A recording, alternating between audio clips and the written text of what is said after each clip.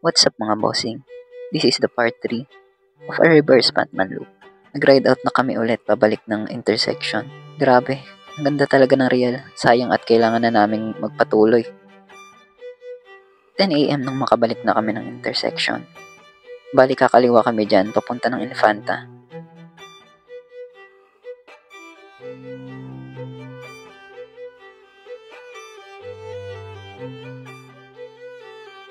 After an hour ay nag-lunch muna kami sa Real.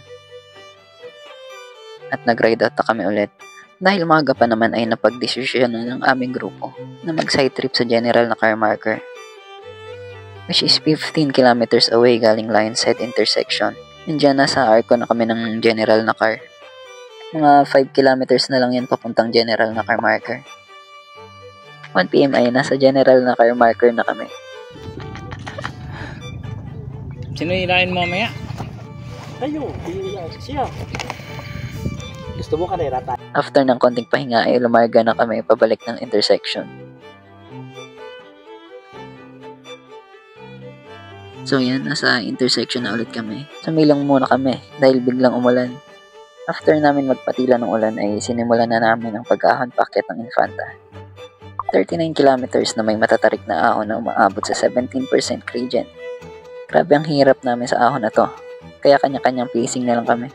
4 na tuloy ang madaraanan mo dito. Kapag nadaanan mo ang pang-4 ay nangangahulugang huling ahon na ito at recovery na. «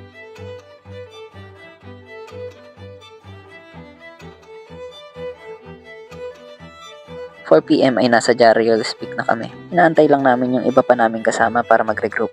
Finally, nakapag-regroup na kami.